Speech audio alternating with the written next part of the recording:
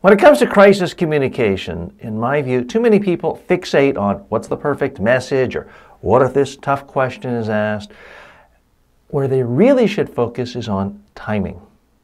Because you can have the best message in the world if you just waited days, weeks, months too long to deliver it.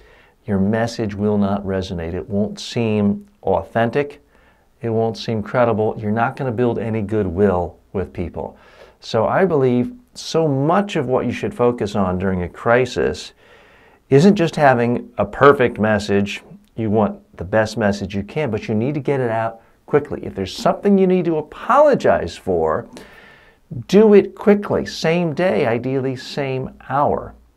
Because if you wait days, weeks later, and everyone else has found you guilty, and the judge has found you guilty, and everyone in the public thinks you're guilty, if you then apologize or say you're filled with remorse or you'll try to do better, you will have zero credibility and you'll only damage your reputation further. So always think about how can you have a good message delivered as quickly as possible during a crisis. Otherwise, events will define you, your enemies will define you, your opponents will define you, and the media will define you.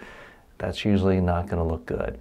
I'm TJ Walker. I help people speak more effectively to the news media and to live audiences. If you would like to improve, you can go to my website, mediatrainingworldwide.com, and get a couple of free books or information on our upcoming live, public, and private media and presentation training workshops.